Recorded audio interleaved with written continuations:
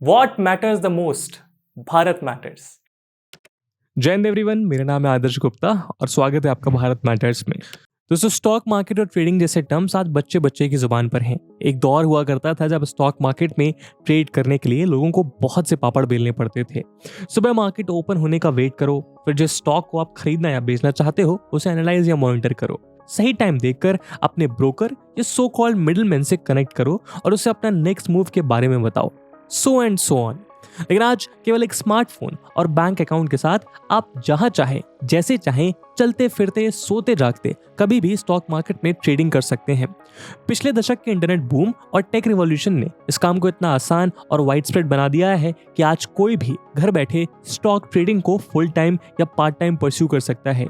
Indian stock market में trading को इस कदर आसान बनाने का श्रेय जाता है देश में काम कर रही Groww, IIFL, Angel Broking, Robinhood जैसी अनेक डिस्काउंट ब्रोकेज कंपनीज का। ऐसी कंपनीज जिन्होंने अपने एस्टैब्लिशमेंट के बाद इंडियंस के लिए स्टॉक मार्केट इन्वेस्टमेंट को इजी और एक्सेसिबल बनाया है। दोस्तों, डिस्काउंट ब्रोकरेज कंपनी एक ऐसी कंपनी को कहा जाता है जो स्टॉक ब्रोकर्स की तरह काम करते हुए अपने कंज्यूमर्स के स्टॉक्स को बाई या सेल करने का काम थोड़े से कमीशन के साथ पूरा करती है।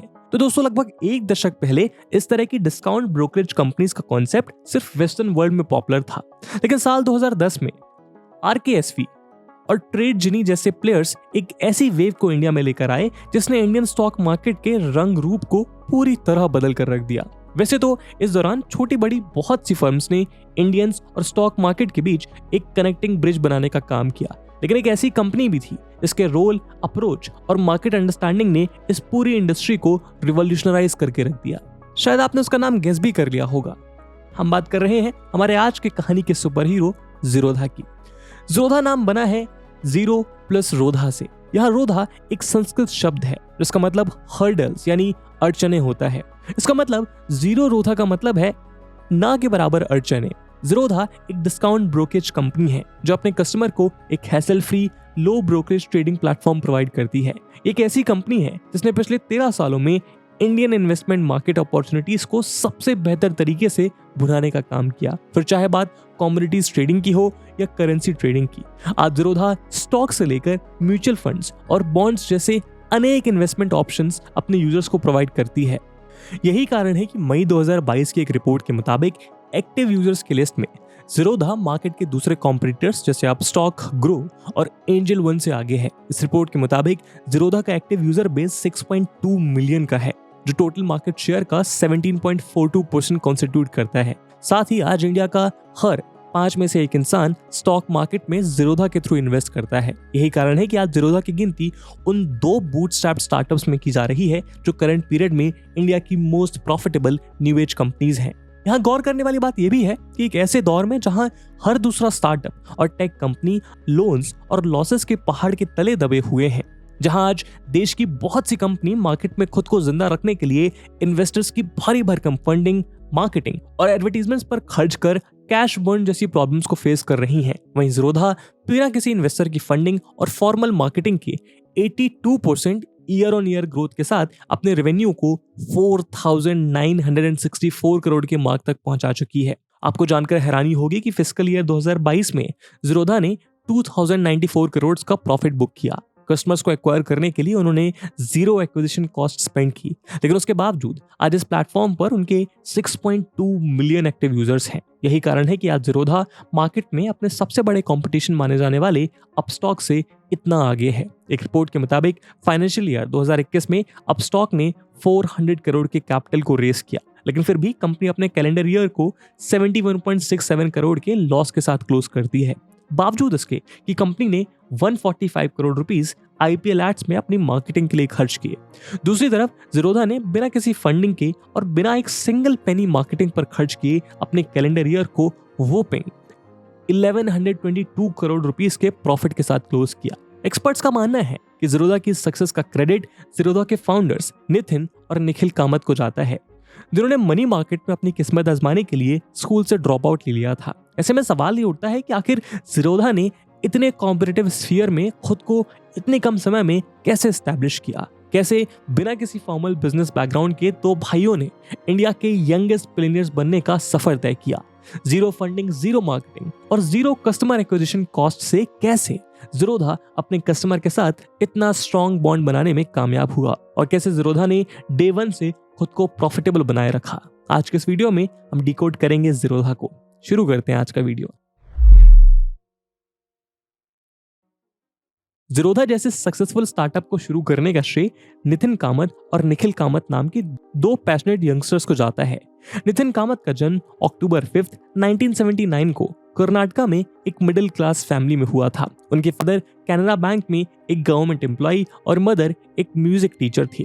नितिन बैंगलोर के वीवीपुरम में रहा करते थे, जहां उनके नेबर्स ज्यादातर मारवाड़ी और विस्वा कम्युनिटी से बिलोंग करते थे। उन्हीं को देखकर नितिन को भी स्टॉक मार्केट में इंटरेस्ट आने लगा। 17 साल की उम्र में उन्होंने कुछ हजार रुपयों से अपनी स्टॉक ट्रेडिंग की जर्नी की शुरुआत की, लेकिन बहुत जल्द ही उन्हें यह एहसास हो गया कि इतने से पैसों से सक्सेस और प्रॉफिटेबल ट्रेडिंग करना मुमकिन नहीं है। इसीलिए पैसे कमाने के लिए उन्होंने बहुत से छोटे मोटे काम करने शुरू किए। वो पुराने फोन और डीवीडीज को बेचने से लेकर स्टॉल्स लगाने तक का हर वो काम करने लगे जहां से उन्हें 2 पैसों की आमदनी हो। हालांकि अपने माँ के कहने पर 1997 में बैंगलोर इंस्टीट्यूट ऑफ टेक्नोलॉजी में उन्होंने टेलीकॉम इंजीनियरिंग की पढ़ाई शुरू की, लेकिन इंजीनियरिंग में नितिन का जरा भी मन नहीं लगा क्योंकि उनके दिमाग में सपने कुछ और चल रहे थे। लिहाजा उन्होंने कॉलेज से ड्रॉप आउट कर लिया और फुल फ्लेज ट्रेडिंग में जुड़ गए। शुरुआत में उन्हें ट्रेडिंग में बहुत सक्सेस मिली और देखते ही देखते वो अच्छे खासे प्रॉफिट्स कमाने लगे। हालांकि इस पॉइंट तक उन्होंने अपनी ट्रेडिंग की स्किल को एक प्रोफेशनल वेंचर में तब्दील करने का नहीं सोचा था। वो अपने इंटरव्यूज में बताते हैं कि तब वो ट्रेडिंग केवल मटेरियल गेन्स के लिए करते थे और उनका रूम बहुत सी ऐसी एक्सपेंसिव चीजों के पोस्टर से भरा रहता था जिन्हें वो खरीदना चाहते थे। कुछ सालों की सक्सेस के बाद 2000s में नितिन को एक बड़ा शौक लगा, जहां यूएस से शुरू हुए .com बस्ट के चलते दुनिया भर की इंटरनेट कंपनीज स्टॉक मार्केट में ब्लड बाथ फेस करने लगी। स्टॉक मार्केट क्रैश के चलते नितिन को न सिर्फ अपनी सभी इन्वेस्टमेंट्स में भारी नुकसान हुआ, बल्कि मार्केट क्रैश के आफ्टरमैथ इंपैक्ट्स ने उनकी सारी सेविंग्स तक खत्म कर दी। नतीजा ये हुआ कि 2001 से 2005 तक नितिन को एक कॉल सेंटर में काम करना पड़ा, जहां उनकी मंथली इनकम 13,000 रुपीस थी। वो एक ऐसा दौर था जब इंडिया में बीपीओस का मैसिव बूम हो रहा था। आपको बता दें कि 2001 में नितिन कामत के अलावा विप्रो के चेयरमैन अजीम प्रेमजी के बेटे तारिक प्रेमजी भी इसी कॉल सेंटर पर काम करते थे। खैर, अपनी इस जॉब के साथ उन्होंने धीरे धीरे स्टॉक ट्रेडिंग फर्म रेज्यूम की। वो दिन भर एक्टिवली ट्रेडिंग किया करते थे और रात में अपनी कॉल सेंटर की जॉब। इसी बीच एक दिन अचानक जिम में उनकी प्रकाश नामक एक हाई नेटवर्थ एनआरआई से मुलाकात हुई, जो हाल ही में यूएस से लौटे थे। बातचीत के दौरान जब नितिन ने उनको अपनी स्टॉक प्रोफाइल दिखाई, उससे वो काफी इंप्रेस हुए और उससे इंप्रेस होकर प्रकाश ने नितिन को अपने लिए भी इन्वेस्टमेंट करने को कहा और तुरंत ही 25 लाख का चेक नितिन को थमा दिया। बस फिर क्या था, जिस किक फंड की नितिन को तलाश थी वो अब उनके पास था। नितिन ने अपनी मार्केट नॉलेज से प्रकाश को हाई रिटर्न्स दिए और साथ ही अपने लिए भी अच्छा खासा कमीशन बुक किया। उनकी इसी सक्सेस को देखते हुए एक एक करके नए क्लाइंट्स उनके साथ जुड़ने लगे। इसी बीच नितिन ने ऑर्कुट जैसे प्लेटफॉर्म्स पर अपनी ऑनलाइन कम्युनिटी भी बिल्ड करना शुरू किया। लेकिन जैसे जैसे कस्टमर्स ज्यादा होते गए, नितिन के लिए अपनी जॉब के साथ इन मल्टीपल अकाउंट्स को मैनेज करना कॉम्प्लिकेटेड हो गया। तभी उनके दिमाग में एक सब ब्रोकर बनने का आइडिया आया, जिसके जरिए वो एक ही टाइम पर मल्टीपल कस्टमर्स हैंडल कर सकते थे। इसी के चलते 2005 में उन्होंने अपनी जॉब क्विट की और इन्वेस्टमेंट्स अनलिमिटेड के नाम से एक पोर्टफोलियो एडवाइजरी बिजनेस शुरू किया। हालांकि आगे चलकर जब उनके छोटे भाई निखिल ने इस वेंचर को ज्वाइन किया, तब इसका नाम बदलकर कामत एसोसिएट रख दिया गया। ये रिलायंस मनी की फ्रेंचाइज हुआ करती थी। इस दौरान उन्होंने रिलायंस मनी के लिए भी ह्यूज प्रॉफिट्स बुक किए। 2008-9 के फाइनेंशियल क्राइसिस में कामत ब्रदर्स को फिर एक बार बैकफुट पर ढकेल दिया गया, जिसके चलते उन्होंने अपने कैपिटल का एक बड़ा हिस्सा गंवा दिया। नितिन के छोटे भाई निखिल कामत की बात करें तो अपने भाई की ही तरह निखिल भी छोटी उम्र से ही ट्रेडिंग और बिजनेस ऑपरेशंस में इन्वॉल्व हो चुके थे। उन्होंने अपना फर्स्ट वेंचर 14 साल की उम्र में शुरू किया था, जहां वो अपने दोस्त के साथ यूज्ड फोन्स बाई और सेल किया करते थे। लेकिन जब उनके इस वेंचर के बारे में उनकी मदर को पता चला तो उन्होंने सभी फोन्स को फ्लश कर दिया और उनसे कहा अपना ध्यान पढ़ाई में लगाओ।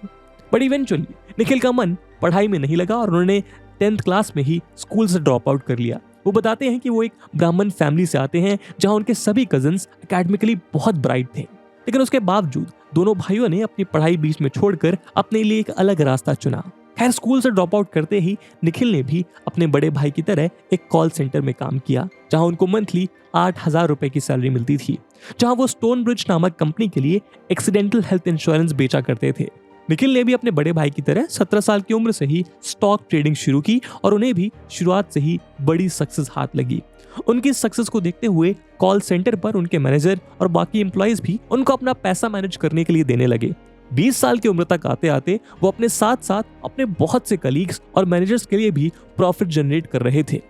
इस पॉइंट पर आकर निखिल और नितिन दोनों एक साथ अपने वेंचर कामत एसोसिएट पर कन्वर्ज हुए।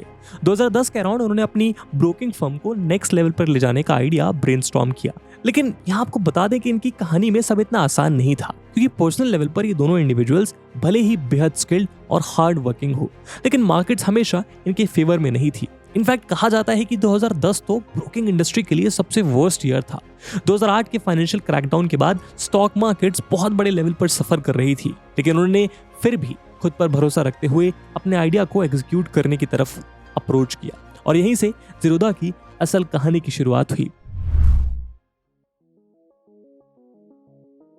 दोस्तों, इतने सालों की ट्रेडिंग के बाद कामत ब्रदर्स को इस इंडस्ट्री में अच्छा एक्सपीरियंस हो चुका था, लेकिन क्योंकि ये वो दौर था जब वर्ल्ड इकोनॉमी समेत पूरे फाइनेंशियल मार्केट एक वॉलेटाइल कंडीशन में थी, इस टफ टाइम में जिन क्रिटिकल प्रॉब्लम्स का सामना कामत ब्रदर्स ने किया, उसी ने ज़ीरोधा की बेसिक फाउंडेशन को बिल्ड करने का काम किया।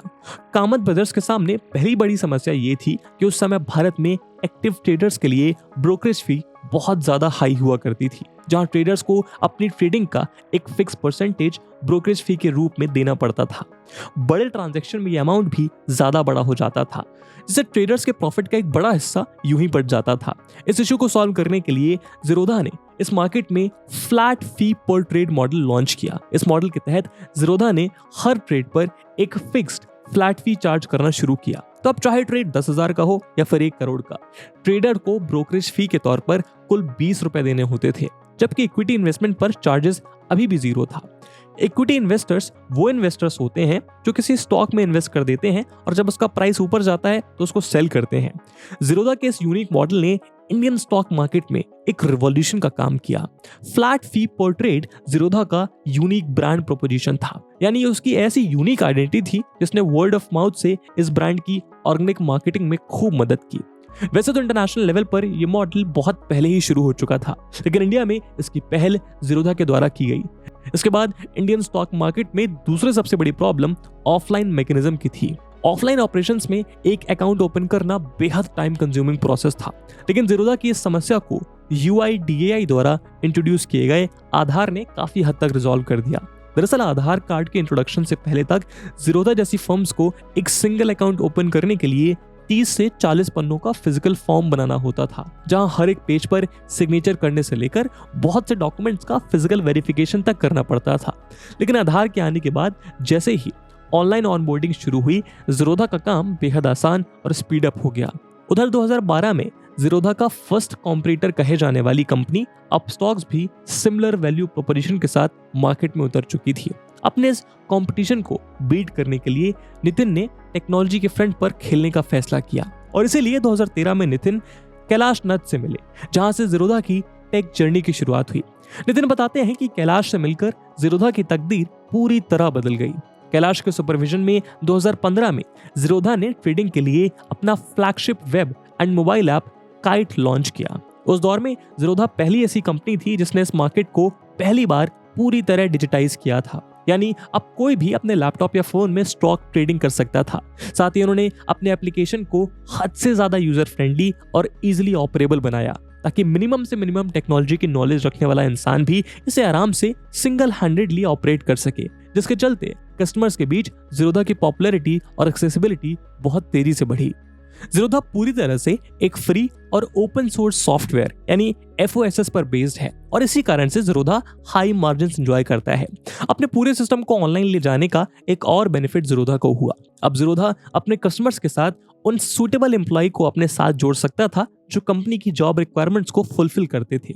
कंपनी का पूरा इकोसिस्टम ऑनलाइन होने की वजह से कंपनी उन कैंडिडेट्स को फ्रीलांसर्स के रूप में हायर कर सकता था जो ज़ीरोधा हेडक्वार्टर से दूर रहकर काम करना चाहते थे। इसके चलते भी ज़ीरोधा की ऑपरेशनल कॉस्ट काफी हद तक रिड्यूस हुई, क्योंकि दूसरी कंपनीज के मुकाबले ना ज़ीरोधा को अपने एम्प्लॉयज को कोई कैब सर्विस प्रोवाइड करनी पड़ती थी और ना ही एक्स्ट्रा एम्प्लॉयज के लिए अलग से वर्किंग स्पेस का जुगाड़ करना पड़ता था। और ज़ीरोधा अपने इस ट्रेंड को आज भी फॉलो कर रहा है, जहां उनका मैक्सिमम स्टाफ अभी भी वर्क फ्रॉम होम मॉडल पर बेस्ड है। इन सब के अलावा ज़ीरोधा ने यह रियलाइज किया कि इंडियन स्टॉक मार्केट का पोटेंशियल बहुत बड़ा है, लेकिन फाइनेंशियल अवेयरनेस की कमी के चलते देश का एक बड़ा तबका इसमें हाथ डालने से डरता है। दरअसल उस समय इंडिया के कुल 1.4% लोग ही स्टॉक मार्केट में ट्रेडिंग किया करते थे, जिसका कारण लैक ऑफ अवेयरनेस और फाइनेंशियल लिटरेसी था।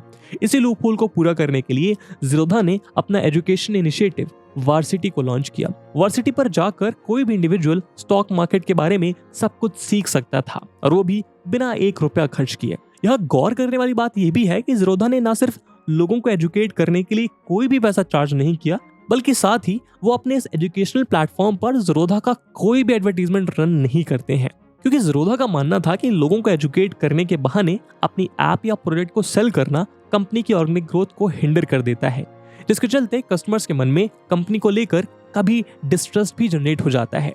ज़ीरोधा की इस स्ट्रेटजी ने भी कस्टमर के मन में कंपनी को लेकर ट्रस्ट बढ़ाया। यही कारण था कि कंपनी अपने कस्टमर बेस से इतनी हाई लॉयल्टी अर्न करने लगी।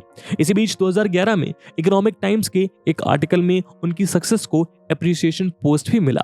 इस मीडिया कवरेज से मार्केट में उनकी क्रेडिबिलिटी बहुत तेजी से बढ़ने लगी, जहां अब तक वो हर एक मंथ में एवरेज 300 से 400 अकाउंट्स ओपन कर रहे थे, लेकिन इस कवरेज के बाद ये नंबर सीधा जंप करके 700 से 1000 तक पहुंच गया। कंज्यूमर के इस ट्रस्ट से उनके पास कस्टमर टॉलरेंस जनरेट होने लगा। हाई कस्टमर टॉलरेंस किसी भी स्टार्टअप के सक्सेस का एक अहम कंपोनेंट होता है। दरअसल बिजनेस टर्म्स में जोन ऑफ टॉलरेंस एक ऐसे एरिया को कहा जाता है जो कस्टमर की डिजायर्ड सर्विस और एडिक्वेट सर्विस के बीच के गैप को रिप्रेजेंट करता है। उदाहरण के तौर पर मान लीजिए एक कस्टमर चाहता है कि कोई पर्टिकुलर शॉपिंग ऐप उसके डिजायर्ड प्रोडक्ट को 2 दिन में उसे डिलीवर कर दे, लेकिन शॉपिंग ऐप उस प्रोडक्ट को 4 वर्किंग डेज में डिलीवर करता है। कस्टमर की डिजायर्ड सर्विस डिलीवरी डेज और कंपनी की रियल सर्विस डिलीवरी डेज के बीच के इसी गैप को हम जोन ऑफ टॉलरेंस कहते हैं। यानी कस्टमर्स का टॉलरेंस लेवल जितना हाई होगा, कंपनी के साथ उन कस्टमर्स के जुड़े रहने की प्रोबेबिलिटी उतनी ही बढ़ जाती है।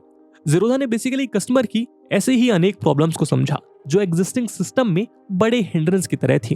ज़ीरोधा ने अपने नए इकोसिस्टम से इन सभी बाधाओं को दूर करने का काम किया।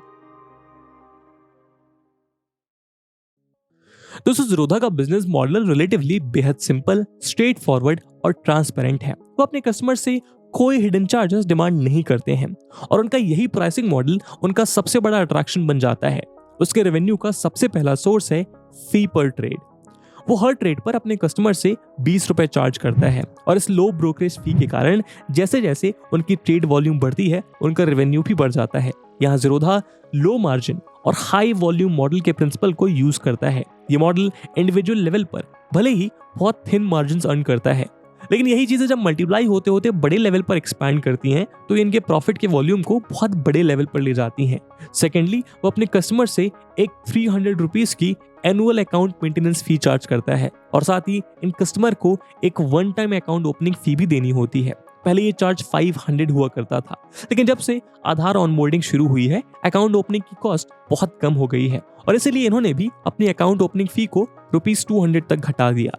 यहाँ गौर करने वाली बात यह भी है कि ज़ीरोधा के बहुत से मार्केट कॉम्पिटिटर्स अपने कस्टमर से ऐसी कोई अकाउंट ओपनिंग फी चार्ज नहीं करते, लेकिन फिर भी यूजर्स के मामले में इस चार्ज फी ने ज़ीरोधा को अपने कॉम्पिटिटर के अगेंस्ट कोई डिसएडवांटेज नहीं दिया। असल में ज़ीरोधा का मानना है कि कोई भी जेन्युइन और हाई वैल्यू ट्रेडर 200 रुपए देने में नहीं हिचकिचाता है। यदि ज़ीरोधा अपने कॉम्पिटिटर्स की तरह इसको पूरी तरह फ्री कर देता तो उनके पास भी कस्टमर का एक ऐसा बल्क होता जो ऑन पेपर तो कंपनी के नंबर्स को हाई शो करता, लेकिन रियल ट्रेडिंग में उनमें से बहुत से लोगों का कोई सिग्निफिकेंट कंट्रीब्यूशन नहीं होता। साथ ही प्रॉफिट जनरेट करने के बजाय ऐसा कस्टमर ग्रुप उनके लिए एक लायबिलिटी बन जाता। कंपनी को भी बेवजह ऐसे कस्टमर्स के अकाउंट ओपन करने पड़ते जो सिर्फ और सिर्फ कंपनी की कंप्लायंस कॉस्ट में इजाफा करते। यानी ज़ीरोधा ने मुख्य तौर पर ऐसे स्मार्ट और एंथुसियास्टिक कस्टमर्स को टारगेट किया जो उनके बिजनेस में सही मायने में वैल्यू ऐड कर सके। नितिन मानते हैं कि एक अकाउंट ओपनिंग फी को चार्ज करना उनका एक स्ट्रैटेजिक डिसीजन रहा है और उनके मुताबिक ये कंपनी के हाई एक्टिवेशन रेट का एक मेजर कारण है। यही वो फ्रंट है जो ज़ीरोधा को उसके कॉम्पिटिटर से एकदम अलग खड़ा कर देता है। इनकी कॉम्पिटिटर कंपनी सबसे पहले कस्टमर के फ्री अकाउंट ओपन करवाती हैं, फिर ये उनके नेक्स्ट 10 to 20 ट्रांजैक्शंस भी फ्री कर देती हैं। ऊपर से इन कस्टमर को एक्वायर करने के लिए इन्वेस्टर के फंड्स का एक ह्यूज प्रोपोर्शन मार्केटिंग में जाता है। मार्केटिंग के दौरान कस्टमर्स को आकर्षित करने के लिए फ्री रेफरल्स भी प्रोवाइड करते हैं। ऐसी स्कीम से अट्रैक्ट होकर आम कस्टमर्स इन सुविधाओं का लाभ उठाने तो आ जाता है, लेकिन इसका एक मेजर हिस्सा कंपनी के लिए लायबिलिटी बन जाता है। इस मॉडल में इन्वेस्टर्स के फंड्स भी बंद हो जाते हैं और प्रॉफिट ना के बराबर बनता है। ज़ीरोधा के दूसरे मार्केट कॉम्पिटिटर्स के इस रेस में पिछड़ने का एक बड़ा कारण यही माना जाता है। जहां दूसरी कंपनीज ने अपने इन्वेस्टर से मिलने वाले करोड़ों के फंड्स को अपने इकोसिस्टम को बेहतर बनाने के बजाय एडवर्टीजमेंट्स और फ्रीबीज देने में बर्नआउट किया, लेकिन वहीं दूसरी तरफ ज़ीरोधा अपनी इन सभी कॉस्ट को बचाने के साथ साथ लॉयल कस्टमर से एक डिसेंट अमाउंट चार्ज करता है और अपने इस रेवेन्यू से कस्टमर सर्विस को और भी बेहतर बनाता है। ज़ीरोधा ने पूरी तरह से वर्ड ऑफ माउथ पब्लिसिटी पर विश्वास रखा। अपनी एफिशिएंसी, ट्रांसपेरेंसी और क्रेडिबिलिटी के थ्रू वो पूरी तरह से ऑर्गेनिक मार्केटिंग के बेस पर रन करता है और इसी कारण वो ऑफिशियल मार्केटिंग के ह्यूज एक्सपेंसेस को सेव कर पाया, जिसका रिफ्लेक्शन टर्म शीट पर ह्यूज प्रॉफिट के रूप में दिखा। यही कारण है कि आज तक ज़ीरोधा को भी इन्वेस्टर्स के दरवाजे खटखटाने की जरूरत नहीं पड़ी और यही ज़ीरोधा की सक्सेस का मूल मंत्र बना। दोस्तों, ज़ीरोधा ने अपनी स्ट्रैटेजीज में कुछ बहुत ज्यादा रिवॉल्यूशनरी नहीं किया, लेकिन उन्होंने मार्केट और कस्टमर्स की छोटी छोटी प्रॉब्लम्स को ध्यान में रखते हुए उन चेंजेस और इनोवेशन को इंप्लीमेंट किया जिनकी दरकार मार्केट एक लंबे समय से सभी प्लेयर से कर रहा था। हालांकि अब ये देखना दिलचस्प होगा आने वाले समय में ज़ीरोधा की कहानी कौन सा नया मोड़ लेती है। क्या मार्केट में तेजी से ग्रो कर रही दूसरी कंपनीज ज़ीरोधा की रफ्तार पर काबू कर पाएंगी, या इसी तरह बेसिक्स को फॉलो करते हुए ज़ीरोधा इनोवेशन के सहारे नए कीर्तिमान लिखेगा। ज़ीरोधा को लेकर आपका क्या ओपिनियन है कमेंट सेक्शन में जरूर बताइएगा। साथ ही वो कौन सा प्रोडक्ट है ज़ीरोधा का जो आप करेंटली यूज कर रहे हैं, you can also mention that in comment section. Apart from that, एक क्वेश्चन हम आपके लिए छोड़कर जा रहे हैं जिसको आपको कमेंट सेक्शन में आंसर करना है, and the question is, the introduction of Aadhaar has transformed the fate of fintech industry in India, discuss. And with this question my friends, that's it for the video. I hope आपको video पसंद आई होगी, और अगर पसंद आई है तो अपने दोस्तों के साथ शेयर करना मत भूलिएगा। हम मिलते हैं अगले वीडियो में, तब तक के लिए जय हिंद, जय भारत। दोस्तों, यूपीएससी की तैयारी करने के लिए आपको बहुत सारे ऑनलाइन बैचेस मिलेंगे, पर आखिरकार क्यों स्टडी IQ का UPSC prelims to interview live batch उसमें से बेस्ट है। दोस्तों, इन बैचेस में आपको 1000+ आवर्स का लाइव कंटेंट डिलीवर किया जाएगा। आपकी तैयारी को पिन पॉइंट फोकस रखने के लिए क्रिस्प नोट्स दिए जाएंगे। किसी भी समय आपके डाउट्स को क्लियर करने के लिए 1-to-1 मेंटोरशिप का फीचर भी आपके पास रहेगा। प्रीलिम्स के लिए प्रैक्टिस क्वेश्चंस, मेंस के आंसर राइटिंग प्रैक्टिस, और उसके बाद जो भी स्टूडेंट्स प्रीलिम्स 2024 क्लियर करेंगे उन्हें स्टडी IQ कैंपस में बुलाकर अगले 4 महीनों के लिए मेंस रेसिडेंशियल प्रोग्राम के अंडर रिगरस प्रिपरेशन कराई जाएगी बिना किसी एडिशनल कॉस्ट के। और दोस्तों, ये सब कुछ आपको मिलेगा मात्र और मात्र 29,999 के सुपर डिस्काउंटेड प्राइस पे, अगर आप AG live coupon code use करते हैं। दोस्तों, 19 जून को स्टडी IQ के prelims to interview batches English और हिंदी लैंग्वेज में लॉन्च होने जा रहे हैं। इन बैचेस में क्लासेस की टाइमिंग इवनिंग 6 PM रहेगी। तो आप भी AG live coupon code use करिए और पूरे देश के यूपीएससी एस्पिरेंट्स के साथ कहिए कि अब तैयारी हुई अफोर्डेबल स्टडी IQ के साथ। इन बैचेस से रिलेटेड सभी इंपॉर्टेंट लिंक्स आपको डिस्क्रिप्शन और पिन कमेंट में मिल जाएंगी।